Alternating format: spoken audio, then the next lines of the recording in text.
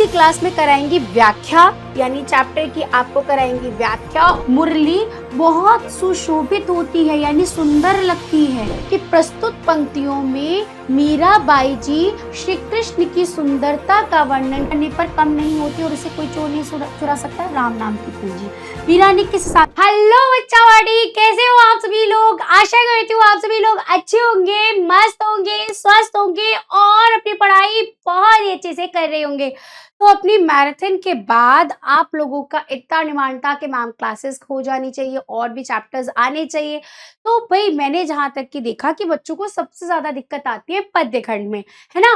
तो आज की क्लास में हम करने जा रहे हैं अपने पद्य खंड का एक और चैप्टर, जो कि है हमारा मीराबाई का। और पता है बच्चा, मीराबाई का ये चैप्टर मोस्ट इम्पॉर्टेंट चैप्टर है, इससे एक ना एक पद्यांश जरूर आता है। तो आज की क्लास को आप लोग अच्छे से देखेंगे, जरूर अच्छे से समझेंगे और उसकी व्याख्या करेंगे। और कमेंट सेशन में आप लोग जिसकी व्याख्या सबसे अच्छी होगी उसका नाम मैं अपनी अगली क्लास में अनाउंस भी करूंगी, ठीक है। तो आप लोग कमेंट सेशन में जरूर अपनी व्याख्या अपने शब्दों में, ऐसा नहीं कि मैम ने पढ़ा दिया, मैम की व्याख्या को देखकर टाइप कर दिया, नहीं, वो मैम को देखकर पता चल जाएगा। तो आपको एक अच्छी व्याख्या कमेंट सेशन में करनी है, ठीक है। जिसकी व्याख्या सबसे अच्छी होगी, हिंदी में होगी, उसकी व्याख्या अच्छी मानी जाएगी, ठीक है। तो चलिए आज की क्लास को करते हैं स्टार्ट, जिसमें हम पढ़ने वाले हैं मीराबाई जी का चैप्टर। कौन सा चैप्टर करने वाले हम लोग? मीराबाई जी का चैप्टर, जिसका नाम है पदावली। क्या है बेटा? पदावली, ठीक है। तो चलिए स्टार्ट करते हैं हम इसमें चैप्टर को। ओके, तो इसमें आज की क्लास में हम लोग क्या क्या कवर करने वाले हैं? मैडम आज की क्लास में कराएंगी व्याख्या, यानी चैप्टर की आपको कराएंगी व्याख्या और उसके प्रश्न उत्तर। ये गलत आ गया, यहाँ पर हम करने वाले हैं उसके प्रश्न उत्तर, ठीक है। चलिए तो स्टार्ट करते हैं। बसो मोरे नैनन में नंदलाल, मोर मुकुट मकराकृत कुंडल, अरुण तिलक दिए भाल, मोहनी मूरत सावरी सूरत, नैन बने विशाल, अधर सुधार मुरली राजत उद उर बैजंती माल, क्षुद्र घंटिका कटि तटि शोभित नुपुर शब्द रसाल, मीरा प्रभु संतन सुखदाई भक्त बछल गोपाल। अब इन पंक्तियों में वो क्या कह रहे हैं, एक बार इसको अच्छे से हम सुनेंगे, पहले इनका अर्थ जानेंगे और फिर हम इसकी व्याख्या करेंगे, संदर्भ देखेंगे और इस पर आधारित क्या प्रश्न बन सकते हैं वो भी देखेंगे, ठीक है। तो चलिए स्टार्ट करते हैं। बसो, बसो का मतलब क्या होता है? निवास करो। बसो का मतलब क्या होता है बेटा? निवास करो, ठीक है। क्या करो? निवास करो। मेरे नैनन में, नैनन में मतलब आंखों में, मेरे आंखों में निवास करो, मेरी आंखों में बस जाओ। नंदलाल किसे कहते हैं? श्री कृष्ण को कहा जाता है। तो यहाँ पर मीराबाई कहती है कि हे श्री कृष्ण आप मेरी आंखों में बस जाओ, ठीक है। बहुत प्रेम करती है, तो कैसे कहती है कि हे कृष्ण मेरी आंखों में बस जाओ, ठीक है। और मोर मुकुट, मोर मुकुट, अब देखो यहाँ श्री कृष्ण को आप देख रहे हो, इन्होंने अपने सिर पर क्या है, इस तरह से आपने देखा होगा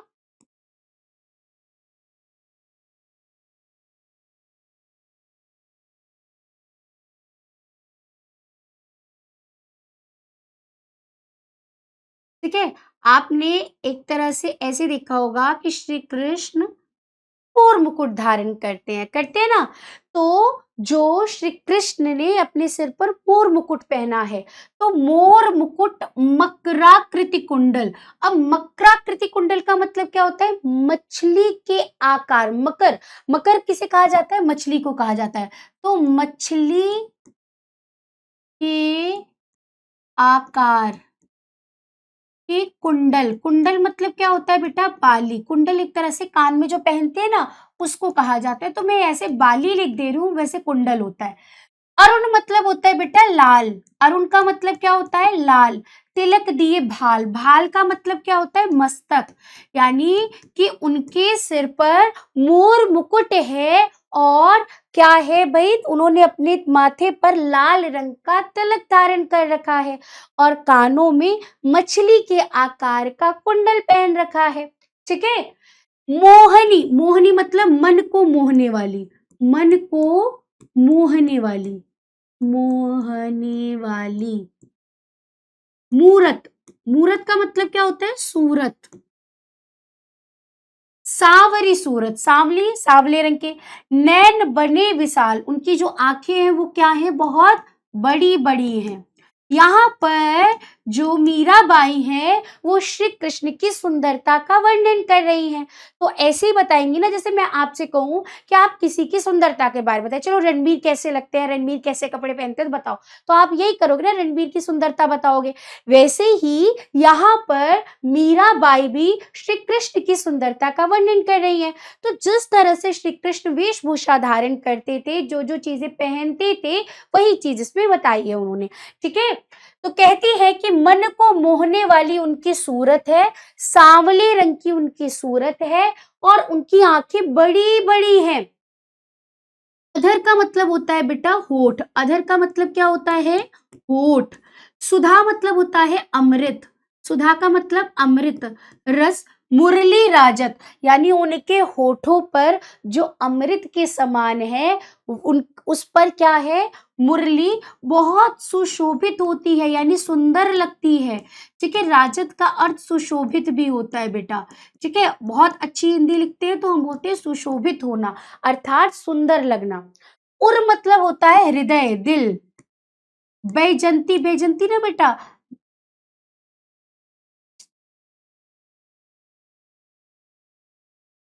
हृदय। और बैजंती का मतलब होता है फूलों की माला। एक माला, फूल फूल होता है, उसे बैजंती बोला जाता है। तो फूलों की माला। तो कहते हैं कि जो अमृत के समान उनके होठ हैं, उस पर जो उन्होंने मुरली धारण कर रखी है, वो बहुत सुंदर लग रही है। और उनके हृदय यानी गले में बैजंती की माला है। ठीक है, क्षुद्र, क्षुद्र मतलब क्या होता है बेटा? छोटी। घंटिका मतलब घंटियां। ठीक है, घंटियां। कटी मतलब कमर। सुशोभित। नुपुर मतलब होता है पायल। शबद मतलब ध्वनि। रसाल मतलब रसीली, रसीली या मधुर भी लिख सकते हो आप। ठीक है, मधुर। फिर वो कहती हैं कि उनकी कमर में उन्होंने छोटी छोटी घंटिकाओं वाली करधन पहनी है, जो बहुत सुंदर लग रही है। और उन्होंने अपने पैरों में पायल धारण कर रखी है, जिसकी ध्वनि बहुत मधुर है। ठीक है, और मीरा प्रभु संतन सुखदाई, मीरा कहते हैं कि जो मेरे श्री कृष्ण हैं वो संतों को सुख देने वाले हैं। ठीक है, संतन सुखदाई यानी सुख देने वाले, सुख देने वाले। और कौन? प्रभु मतलब कौन? श्री कृष्ण, श्री कृष्ण। भक्त बच्छल गोपाल, भक्तों से प्रेम, बच्छल मतलब प्रेम करने वाले गोपाल हैं। ठीक है, देखो कितना सिंपल था। अब अगर हमें अर्थ पता हो तो हम बहुत अच्छे से उसकी व्याख्या खुद से कर सकते हैं। और बेटा अभी आप 9th क्लास में आ गए हो, 8th क्लास में टीचर हमें जो लिखवा देती थी हम याद कर लेते थे, पर अभी आप एज ए मेच्योरिटी लेवल भी बड़े हो रहे हो और आप अपनी नींव तैयार कर रहे हो उड़ान के लिए, यानी क्लास 10th के लिए। तो ऐसे में आपको ये बात ध्यान में रखनी है कि हमें अपने कॉन्सेप्ट अच्छे से क्लियर करने और अपने आंसर्स खुद से बनाने आने चाहिए, कि जब हम 10th क्लास में आए तो हमें उत्तर और व्याख्या करना इतनी बेहतरीन तरीके से आ जाए कि हमें दिक्कत ही ना आए। और इसमें आपकी हेल्प शिखा मिश्रा बिल्कुल अच्छे से करेगी। आप मेरी बात मानो, आप मेरी कही अनुसार व्याख्या करना शुरू कर दो, यकीनन आप विश्वास रखो, एक बार बेटा बस उस पर विश्वास कर लो। आप अगर 9th क्लास में ये चीज सीख गए ना, 10th आपको बहुत सरल लगने वाली है। आपके दिमाग में जो डर होगा ना बोर्ड्स का, वो आपके दिमाग में मैं 9th क्लास से ही निकाल दूंगी। पर आपको करना क्या है? अच्छे से व्याख्या पे के लिए देखो, जब भी कोई पद आता है और व्याख्या करनी होती है तो उसमें हमें सबसे पहली चीज क्या जाननी होती है? पहला सबसे चीज होता है शब्दों का अर्थ। अगर हमें शब्दों का अर्थ आता है तो व्याख्या करना सरल हो जाता है। कई बार क्या होता है कि जैसे कोई शब्द को मतलब जब हम व्याख्या कर रहे होते हैं तो कई शब्द आगे पीछे करने होते हैं, तब उसकी व्याख्या अच्छे से बनती है। और तीसरी चीज, कई बार हमें शब्द खुद से जोड़ने भी पड़ते हैं ताकि एक व्याख्या पढ़ने में अच्छी लगे। तो आप अपनी भाषा में एक बार जब अर्थ समझ गए हैं तो अपनी भाषा में उत्तर लिखिए।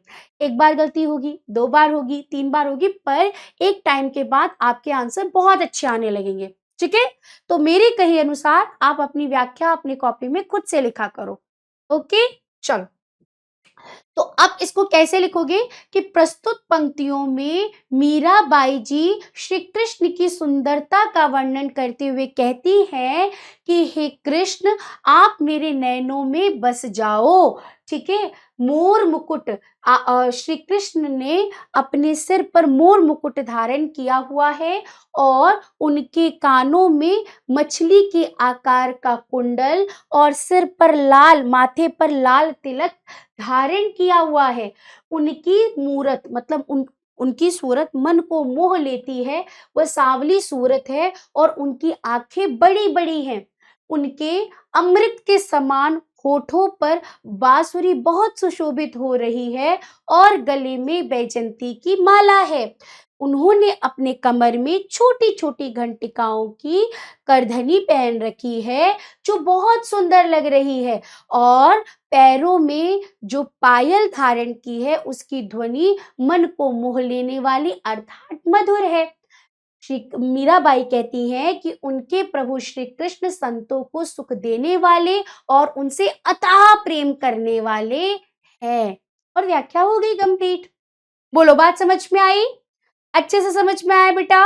अब इसकी व्याख्या एक बार फिर से देखें कैसे लिखना है। तो सबसे पहले हमें आना चाहिए संदर्भ, क्योंकि 2 नंबर की आती है हमारे सामने संदर्भ। संदर्भ कैसे लिखते हैं कि प्रस्तुत पद्य हमारे पाठ्य पुस्तक हिंदी काव्य संकलन श्री कृष्ण की अनन्य भक्त उपासिका मीराबाई के काव्य ग्रंथ मीरा सुधा सिंधु के अंतर्गत पदावली शीर्षक से लिया गया है। अवतरित की जगह आप लिया गया है भी लिख सकते हैं, कोई दिक्कत नहीं है। मैं यहां लिख देती हूं, लिया गया। ठीक है? चलिए, व्याख्या। श्री कृष्ण के प्रेम में दीवानी मीरा कहती है कि नंद जी को आनंदित करने वाले हे श्री कृष्ण, आप मेरे नैनों में निवास कीजिए। नंद जी को आनंदित, यानी नंद श्री कृष्ण जी के पिताजी का नाम था। कहते हैं कि अपने पिताजी को खुश करने वाले हे कृष्ण, मेरी आंखों में बस जाओ। ठीक है? आपका सौंदर्य अत्यंत आकर्षक है, मतलब अपनी तरफ क्या है, खींचने वाला है। ठीक है? आपके सिर पर मोर के पंखों से बने मुकुट, सेकंड, आपके सिर पर मोर के पंखों से बने मुकुट एवं कानों में मछली के आकार के कुंडल सुशोभित हो रहे हैं। मस्तक पर लगे हुए लाल तिलक और सुंदर विशाल नेत्रों से आपके सांवले रंग का शरीर अति सुशोभित हो रहा है। अमृत रस से भरे आपके सुंदर होठों पर बांसुरी शोभमान हो रही है या सुशोभित हो रही है। आप ऐसे भी लिख सकते हो। आप हृदय पर वन के पत्र पुष्प से बनी माला धारण किए हैं। आपके कमर में बनी हुई करधनी में छोटी छोटी घंटिकाएं सुंदर लग रही हैं या सुशोभित हो रही हैं। आपके चरणों में बंधे घुंघरुओं की मधुर ध्वनि बहुत रसीली अर्थात मधुर लग रही है। आप ऐसे भी लिख सकते हो, हे प्रभु, आप सज्जनों को सुख देने वाले, भक्तों से प्यार करने वाले और अनुपम सुंदर हैं। आप मेरे नेत्रों में बस जाओ। और हो गई व्याख्या पूरी। बोलो, बात समझ में आई? कोई दिक्कत तो नहीं है? अच्छे से समझ में आया होगा? ठीक है? तो आपको अगर ना समझ में आया हो या फिर आपको अच्छे से करना हो तो एक बार इसे फिर से सुन लेना, तो आपको ये हमेशा के लिए याद हो जाएगा। ठीक है? चलिए। अब इस पे तीसरा प्रश्न बन सकता है, वो इस प्रकार से, मीरा किसे अपनी आंखों में बसाना चाहती है? श्री कृष्ण को। मीरा ने भगवान श्री कृष्ण के सौंदर्य का वर्णन किस प्रकार करा है? तो आप बता देंगे कि सिर पर पंखों की माला है, गले में बैजंती की माला है, कान में कुंडल है, मछली के आकार के कुंडल है, माथे पर तिलक है, ठीक है, होठों पर बांसुरी बहुत सुंदर लग रही है, कमर में छोटी छोटी घंटिकाएं हैं और पैरों की जो पायल है उसकी ध्वनि बहुत सुंदर लग रही है। आप कोई भी यहाँ पर उनकी सुंदरता का वर्णन कर सकते हैं। उपयुक्त पद्यांश में किस रस की अभिव्यक्ति हुई है? तो प्रेम, क्योंकि श्री कृष्ण से वो प्रेम करती हैं, तो यहाँ पर एक तरह से भक्ति और श्रृंगार दोनों रस की अभिव्यक्ति हो रही है। चलिए आगे बढ़ते हैं अगली पंक्तियों पर। पायो जी मैंने राम रतन धन पायो, पायो जी मैंने राम रतन धन पायो, है ना? तो ये वही है। वस्तु अमोलक दिए मेरे सतगुर, कृपा कर अपनायो, जन्म जन्म की पूंजी पाई जग में सभी खुआयो, खर्चे नहीं कोई चोर न लेवे, दिन दिन बढ़त सवायो, सत की नाव खिवटिया सतगुरि भव सागर तरि आयो, मीरा के प्रभु गिरधर नागर हरक हरक गायो। ठीक है, अब इन पंक्तियों का अर्थ जानेंगे सबसे पहले। तो देखो, पायो जी मतलब हम बोलते हैं ना मैंने कोई चीज पाया, है ना? तो पाया यानी पायो जी मैं, अब यहाँ देखो महे लिखा है मतलब मैंने तो राम रत्न, राम को एक तरह से राम एक नाम है जिसको उन्होंने क्या कहा है, रत्न के रूप में, मतलब जो बहुत ज्यादा क्या हो, इम्पोर्टेंट हो, बहुत ज्यादा हम कह सकते हैं कि बोलते नहीं है कि बहुत ज्यादा हमारे लिए कीमती हो, ठीक है? तो धन पायो यानी उनको रत्न के रूप में कहा है कि राम का नाम जो है वो रत्न के रूप में है, उनके लिए धन के समान है। वस्तु अमोलक, ये जो वस्तु यानी राम नाम जो है, यानी राम नाम जो उन्होंने पाया है, ये क्या है? अमोलक, जिसका कोई मूल्य ना हो। मैं यहाँ इसका अर्थ लिख दे रही हूं, जिसका कोई मूल्य ना हो। लेकिन आप व्याख्या में अमूल्य या अमोलक ही लिखना, वो ज्यादा अच्छा है, छोटे में, है ना? दिए मेरे सतगुर, ये जो राम नाम की वस्तु है जो अमूल्य है, ये जो वस्तु मुझे किसने दी है? मेरे सतगुरु यानी मेरे सच्चे गुरु ने मुझे ये दी है। ठीक है, देखो आप देखो कि आपको कोई चीज, जैसे आप साइंस पढ़ते हो, मैथ्स पढ़ते हो, एक सेकंड दे रहे हाँ, आप साइंस पढ़ते हो, मैथ्स पढ़ते हो, इंग्लिश पढ़ते हो, तो क्या आपको डायरेक्ट चैप्टर समझ में आ जाता है? डायरेक्ट, बिना टीचर के पढ़ाए, बिना स्कूल में पढ़ाए? नहीं ना। आपको कोई सिखाता है तब आपको कोई चीज आती है, और फिर जब आप उसके अंदर बहुत अच्छे से तैयार हो जाते हैं तो आप कहते हो ना कि यार मेरे टीचर ने सिखाया है तब मुझे ये चीज आई है ना? तो ऐसे ही यहाँ पर मीराबाई भी कहती हैं कि मुझे ये जो राम नाम जो इतनी अमूल्य है, जिसका कोई मूल्य नहीं, जिसका कोई मोल नहीं, जो इतनी अच्छी वस्तु है, ये चीज मुझे मेरे सच्चे गुरु यानी मेरे गुरु ने मुझे ये दी है। ठीक है, और कैसे दी है? मुझ पर कृपा करके अपनायो, उन्होंने मुझ पर कृपा करके मुझे अपनाया, तब जाकर उन्होंने मुझे क्या दिया है? राम नाम दिया है। अब यहाँ राम नाम का कृष्ण जी के नाम से ही है। ठीक है, जन्म जन्म की पूंजी पाई, मैंने तो जन्मों जन्मों की पूंजी पाली। ठीक है, जग में सभी खोवायो यानी जग की जो भी चीजें थी वो मैंने उस चीज को खो दी इसके लिए जो मेरे लिए सबसे महत्वपूर्ण है। खर्चे नहीं कोई, अब ये ऐसी चीज है यानी राम नाम ऐसा है जिस पर खर्च करने पर भी मतलब खत्म नहीं होगा, और कोई चोर उसे चुरा नहीं सकता, और दिन ब दिन ये बढ़ता ही जाएगा। अब इसका अर्थ नहीं है कुछ, मैं आपको समझाती चल रही हूँ। वो कहते खर्चे नहीं कोई, इसको कोई खर्च नहीं कर सकता, ना कोई चोर चुरा सकता है, ये तो दिन ब दिन बढ़ती ही जाएगी। सत की नाव खेवटिया सतगुरु, यानी कहते हैं कि सत यानी सच, सच की जो नाव है ना? खेवटिया मतलब क्या होता है? नाविक, नाविक जो नाव चलाता है, उन्होंने उस सतगुरु यानी सच्चे गुरु को नाविक के रूप में कहा है। उन्होंने कहा कि मेरे गुरु ने जो सच की नाव चलाई और मुझे जो ये राम नाम दिया, इससे मैं भव सागर तर आयो, यानी मैं इस भव सागर से तर जाऊंगी। अब भव सागर मतलब संसार, संसार रूपी सागर, संसार रूपी सागर, संसार रूपी सागर। यानी इस संसार के अंदर जितने भी दुख है, समस्याएं हैं, मैं इन सब से बाहर निकल जाऊंगी। किसकी कृपा से? गुरु की कृपा से। गुरु ने मुझे क्या दिया है? राम नाम दिया है। राम नाम ऐसा है जो मुझे सारी दुखों से दूर कर देगा। ठीक है। मीरा के प्रभु गिरधर नागर, वो कहते हैं कि मेरे तो प्रभु कौन है? गिरधर है, यानी श्री कृष्ण है। और मैं ये हरक, हरक मतलब खुश, हर्ष होकर, खुश होकर, खुश होकर, खुश होकर ये बात मैं गाऊंगी।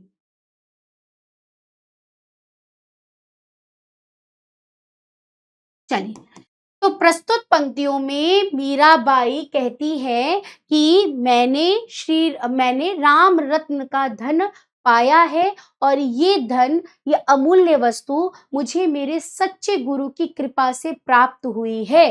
ठीक है। फिर वो कहते हैं कि मैंने यह नाम पाकर जन्म जन्म की पूंजी पाली है, जिसे कोई खर्च नहीं कर सकता, कोई चोर चुरा नहीं सकता, बल्कि ये दिन ब दिन बढ़ती ही जाती है। और ये सच की नाव चलाने वाले मेरे सच्चे गुरु ने मुझे यह नाम देकर इस संसार रूपी सागर से बाहर निकाल दिया है। मीरा जी कहती हैं कि मेरे तो प्रभु केवल गिरधर गोपाल हैं, ये मैं खुश होकर गाती फिरती हूँ। ठीक है। एक बार और व्याख्या देखेंगे, संदर्भ सेम रहेगा। कि मैंने भगवान के नाम रूपी रत्न संपदा को प्राप्त कर लिया है। मेरे सच्चे गुरु ने ये अमूल्य वस्तु मुझ पर दया करके मुझे प्रदान की है। मैंने उसे स्वीकार किया था। इस प्रकार मैंने गुरु दीक्षा के कारण कई जन्मों की संचित पूंजी यानी पुण्य फल प्राप्त कर ली, और संसार की सारी मोह मायाओं को त्याग दिया, संसार की सारी चीजों को छोड़ दिया और श्री कृष्ण के नाम को अपना लिया। यह राम नाम की पूंजी ऐसी विचित्र है कि ये खर्च करने पर कभी कम नहीं होती है, और कोई चोर उसे चुरा नहीं सकता। यह प्रतिदिन अधिक होती जाती है। मैंने इस सतनाम यानी ईश्वर का नाम रूपी नौका पर सवार होकर, इसके केवट मेरे सच्चे गुरु हैं, संसार रूपी सागर से पार कर लिया है। अंत में मीराबाई कहती है कि गिरधर नागर श्री कृष्ण भगवान ही एकमात्र मेरे स्वामी हैं। मैं प्रसन्न होकर उनका गुणगान कर रही हूँ। और हो गई व्याख्या पूरी। ठीक है। आप इसे एक बार और रिपीट कर लेंगे तो और अच्छे से समझ में आ जाएगा। हालांकि समझ में आ ही गया होगा, चीजें आपको मेमोराइज भी हो जाएंगी। ओके। पता है, कई बार हम चीज़ों को जब सुनते हैं तो सुनने से भी चीज़ें याद होती हैं। कई बार आपको लगे कि मैं नहीं याद कर पा रहा, मुझसे नहीं हो पा रहा है, तो आप एक सिंपल सी चीज़ करिएगा बेटा, कि आप उसको 1 से 2 बार सिर्फ सुन लीजिए, लेकिन शांति में, एकांत में और अकेले। जैसे ऐसा ना हो शोर-शराबा ना हो, एकांत में बैठो और उससे सिर्फ आप जो भी ईयरफ़ोन लगा-वगा के उसको सुन लो। सुनने से भी चीज़ें आपको धीरे-धीरे याद होती हैं। और जब सुन लिया तो उसको बंद करो, फिर अपने आप अपने मुंह से जोर-जोर बोल-बोल से मेमोराइज़ करो। फिर वो हमारे दिमाग में कहीं न कहीं स्टोर होती हैं।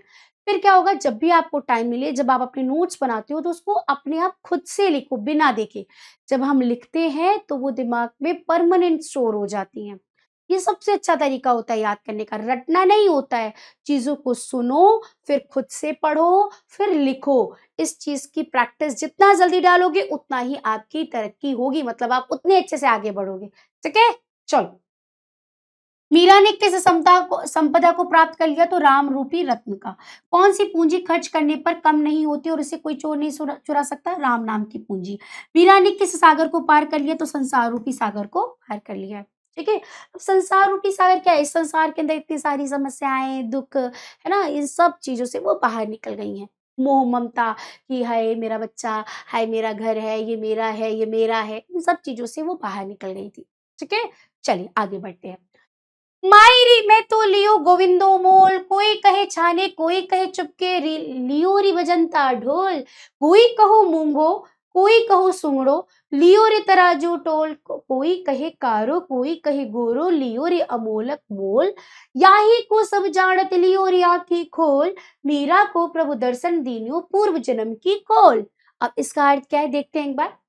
मायरी यानी मैया, मायरी यानी मैया,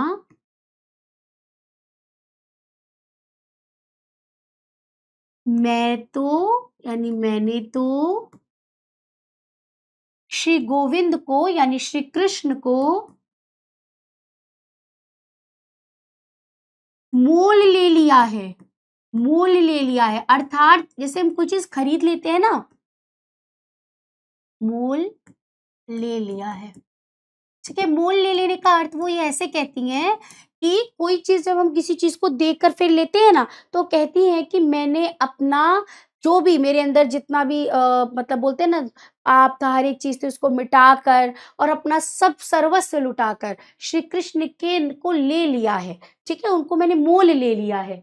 अब कोई कहता है, वो कहते हैं कि ये जो संसार है, पता है देखो जब मीराबाई ने श्री कृष्ण के नाम जाप को शुरू करा था, उस समय संत संत होते थे, महाराज होते थे, जितने भी होते थे, तो उसमें ज़्यादातर क्या अधिकतर ही और ऑलमोस्ट सारे आदमी ही होते थे। यानी वो औरतों का बाहर निकलना और संतों के बीच में बैठना या बोलते हैं ना सन्यासी रूप धारण करना, ये बहुत गलत चीज़ मानी जाती थी।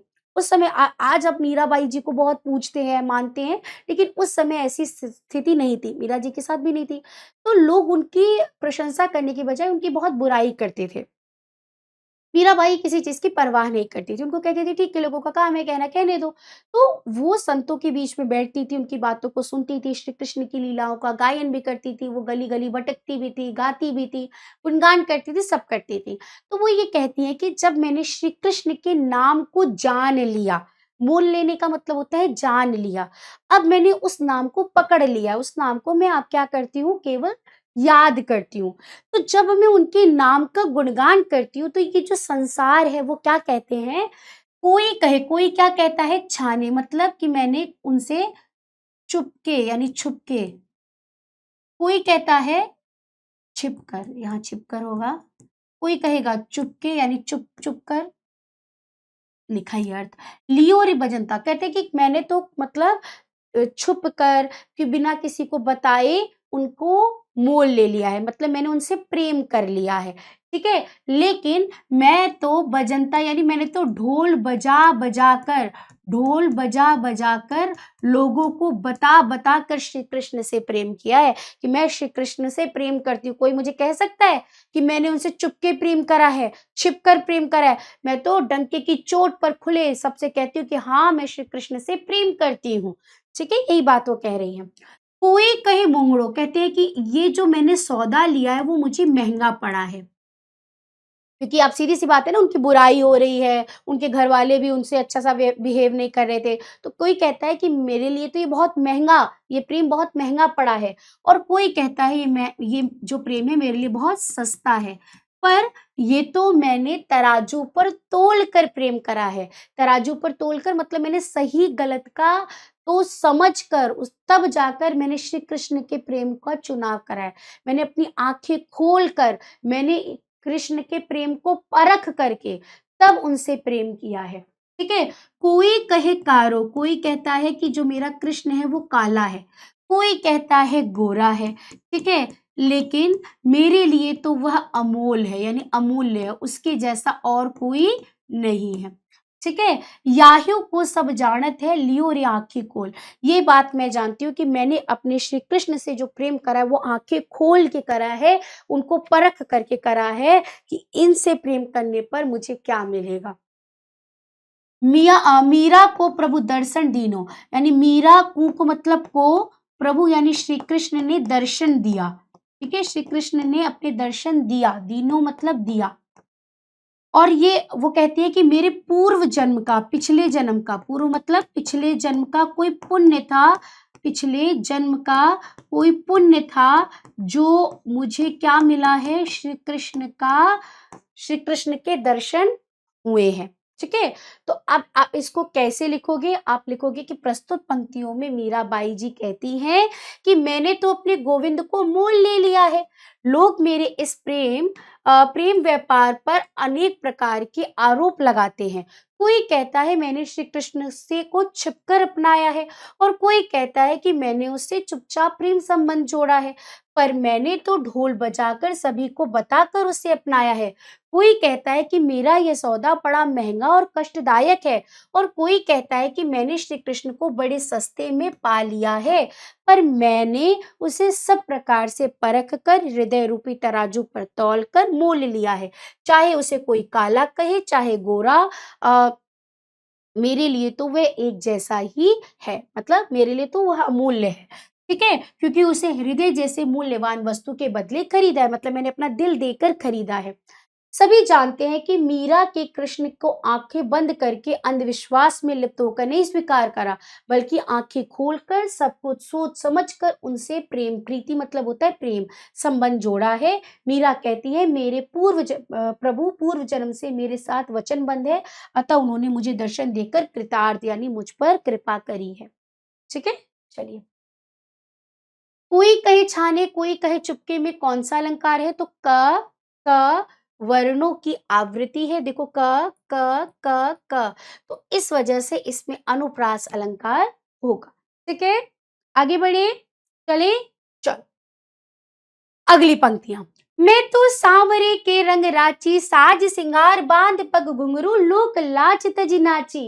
गई कुमति लई साधु की संगति, भगत रूप भई साची। गाय गाय हरि की गुण निस दिन, काल ब्याल सुबाची। उड़पिण सब जग खारो लागत, अब बात सब काची। मीरा श्री गिरधर लाल सुभगति, रसीली जांची। अब देखो इसका अर्थ क्या है। देखो मैं तो सांवरे के यानी श्री कृष्ण के प्रेम में पूरी तरह रंग गई हूँ। ठीक है, सांवरे यानी श्री कृष्ण के प्रेम में पूरी तरह से रंग गई हूँ। ठीक है, रंग राची मतलब रंग जाना, रंग जाना। साज सिंगार यानी मैंने क्या कर लिया है, श्री कृष्ण के प्रेम में ही मैं श्रृंगार करती हूँ, सजती हूँ। ठीक है, पैरों में पग मतलब क्या हो रहा होता है, पैर। बांध मतलब बांध कर। अब देखो यहाँ शब्दों को आगे पीछे करना पड़ेगा ना, ऐसे थोड़ा लिखेंगे कि साज सिंगार बांध कर पैर घुंघरू, ऐसे तो हम व्याख्या नहीं करेंगे। तो शब्दों को आगे पीछे करना पड़ता है। ठीक है, घुंघरू मतलब क्या होता है, पायल।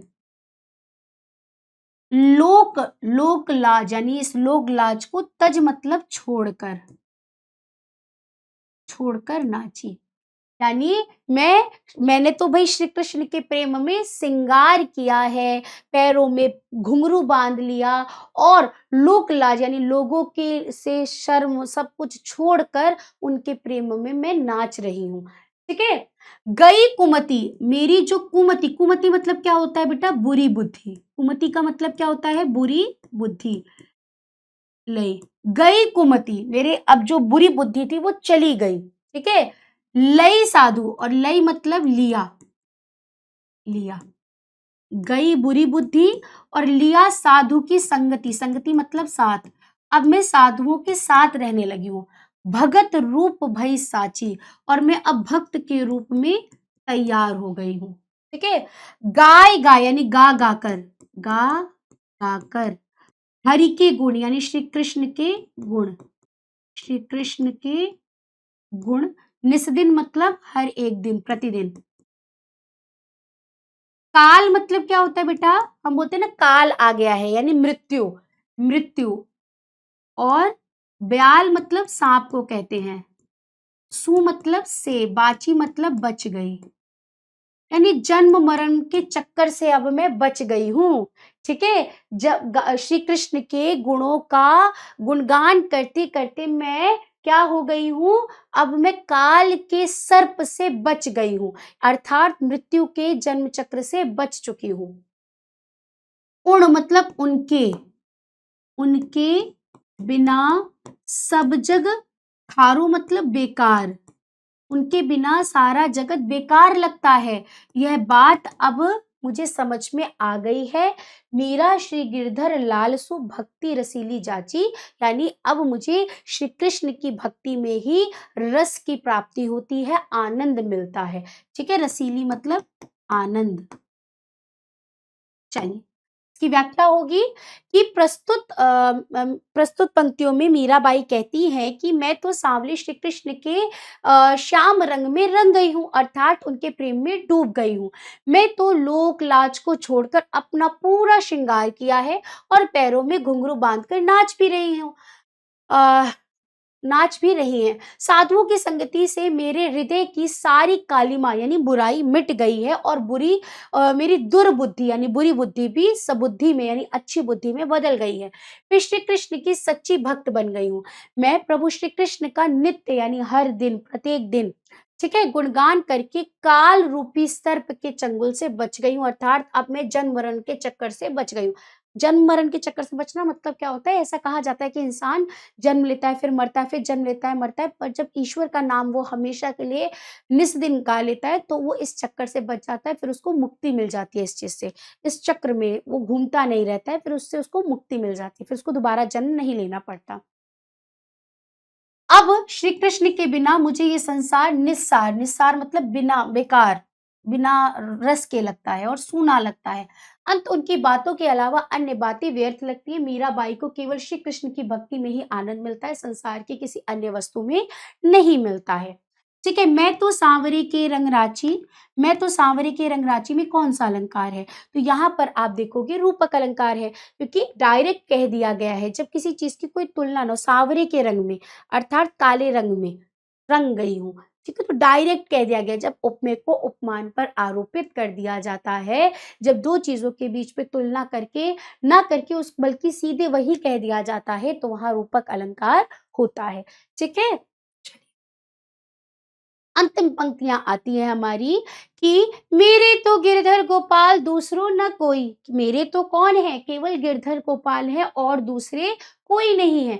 जाके सिर पर, जाके मतलब जिसके, जाके मतलब जिसके, सिर पर मोर मुकुट मेरो पति सोई। जिसके सिर पर मोर मुकुट है वही मेरे पति हैं, ठीक है? सोई मतलब वही, वही मेरे पति हैं। तात मतलब पिता, तात मतलब पिता, मात मतलब माता, भ्रात मतलब भाई और बंधु मतलब सगे संबंधी। अपनों नहीं कोई, मतलब माता, पिता, भाई कोई अपना नहीं होता, केवल श्री कृष्ण ही मेरे अपने हैं। छाड़ मतलब छोड़ दिया, छोड़ दिया।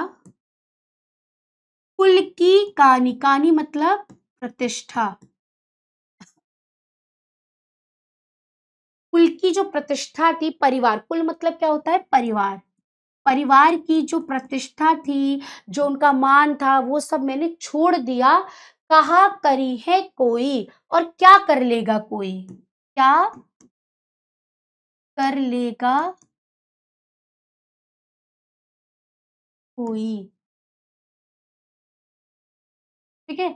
संतन ढिंग, संतन मतलब संतों, ढिंग मतलब साथ। संतों के साथ बैठ बैठकर लोक लाज खोई, लोक लाज मैंने खो दी है। ठीक है। असुवन जल, आसुवन मतलब आंसुओं के जल से, सींच सींच कर प्रेम की मैंने बेल, बेल होती है जो ऐसे लगती है, ऐसे ऐसे बढ़ती जाती है, बढ़ती जाती है ना, बढ़ती जाती है, तो वही कह रही है वो कि मैंने अपने आंसुओं के जल से प्रेम की जो बेल है उसको मैंने सींचा है, उसको बड़ा किया है। ठीक है, अब तो बेल फैल गई है, मतलब अब जो ये प्रेम की बेल है यानी जो मेरा प्रेम है वो श्री कृष्ण तक पहुंच रहा है। ठीक है, वो ये कहती है कि अब तो बेल फैल गई है, आनंद फल हुई, यानी अब मुझे आनंद की प्राप्ति होने वाली है, यानी श्री कृष्ण आनंद की प्राप्ति, यानी अब उन्हें श्री कृष्ण मिलने वाले हैं। भक्ति देख राजी हुई, जगत देख रोई, यानी भक्ति देखकर तो मैं खुश हो गई हूँ और ये जगत जो है, इस जगत को देखकर बल्कि मुझे दुख ही दुख मिला है। दासी मीरा लाल गिरधर, यानी मैं श्री कृष्ण की अपनी क्या हूँ? दासी हूँ। अब मोई मतलब अब मुझे इस संसार से और कोई लेना देना नहीं है। मीरा कहती है कि अब तो मैं अपना नाता केवल एक श्री कृष्ण से मानती हूँ और कोई मेरा इस संसार में अपना नहीं है। सिर पर मोर मुकुट धारण करने वाले नटवर नागर ही मेरे पति हैं। पिता, माता, भाई, बंधु आदि से अब मेरा कोई नाता नहीं रहा। मैं तो श्री कृष्ण के प्रेम के लिए अपने कुल की प्रतिष्ठा को भी त्याग दिया है। अब मेरा कोई क्या कर लेगा? सभी कहते हैं कि मैंने संतों का सत्संग करके सांसारिक लोक लज्जा को भी त्याग दिया है, पर मुझे इसकी चिंता नहीं। मैंने अपनी कृष्ण प्रेम की लता को अपने आंसुओं से सींचकर महान कष्ट सहकर बढ़ाया है। अब तो यह प्रेम लता बहुत फैल चुकी है। अब तो इस पर आनंद रूपी फल लगने वाले हैं। मुझे तो अब केवल प्रियतम श्री कृष्ण की भक्ति में ही सुख मिलता है। सांसारिक विषयों को देखकर मेरा मन दुख होता है, दुखी मिलता है मुझे। मीराबाई कह रही हैं कि हे गिरधर गोपाल, अब आप अपनी दासी मीरा का उद्धार कीजिए और उसे अपनाकर धन्य बना दीजिए। ठीक है बेटा जी। तो ये था इसका। अब इस पे क्वेश्चन पूछा जाएगा कि मीरा ने किसे अपना पति माना है? तो श्री कृष्ण को। मीरा का मन क्या देखकर दुखी होता है? इस संसार के विषयों को देखकर। और मीरा ने किस लिए अपने कुल की प्रतिष्ठा का त्याग किया? यानी श्री कृष्ण के प्रेम के लिए कुल की प्रतिष्ठा, मान सम्मान का त्याग किया। ठीक है, तो ये था आपका पूरा का पूरा आज का चैप्टर। बोलो भाई, चैप्टर सबको समझ में आया? छोटू सा चैप्टर था, कोई दिक्कत नहीं, समस्या नहीं, और अब पूरा चैप्टर समाप्त हो चुका। अब आपका होमवर्क क्या है कि आप लोग इन सभी की क्या करेंगे? व्याख्या व्याख्या नोट करेंगे। ठीक है, और और और कमेंट्स में, यानी कमेंट में आप क्या करेंगे?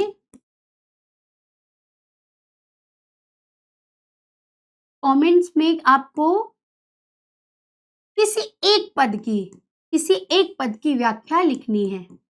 किसी एक पद की व्याख्या अपनी भाषा में लिखनी है। ठीक है, स्वयं की भाषा में लिखनी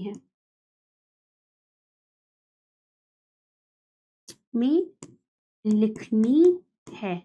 ये आपका होमवर्क है। जिसकी व्याख्या मुझे सबसे अच्छी लगेगी, मैं उसका नाम अगली क्लास में जरूर अनाउंस करूंगी। ठीक है, और दूसरी चीज, आपको ये क्लास कैसी लगी है आप जरूर बताइएगा। और अगर आपको ये चैप्टर अच्छे से समझ में भी आया हो तो जरूर वहाँ मेंशन करिएगा, कमेंट्स में लिखिएगा कि आपको क्लास आज की कैसी लगी। ठीक है, दूसरी चीज, ये जो क्लास है आप अपने फ्रेंड्स, अपने दोस्त, अपने मित्र, अपने सखा, जो भी आपका सर्कल है, उनको जरूर शेयर करिएगा ताकि वो भी बच्चे इस क्लास के साथ जुड़ सके और इस क्लास में अपनी भागीदारी निभा सके। ठीक है, तो ये था आज का आपका पूरा चैप्टर। तो चलिए आज की क्लास को करते हैं यहीं पर समाप्त। मिलेंगे हम एक नए चैप्टर के साथ। तब तक के लिए आप पढ़ते रहिए, मस्त रहिए, खुश रहिए और अपने माता पिता का नाम रोशन करिए। धन्यवाद, बाय बाय।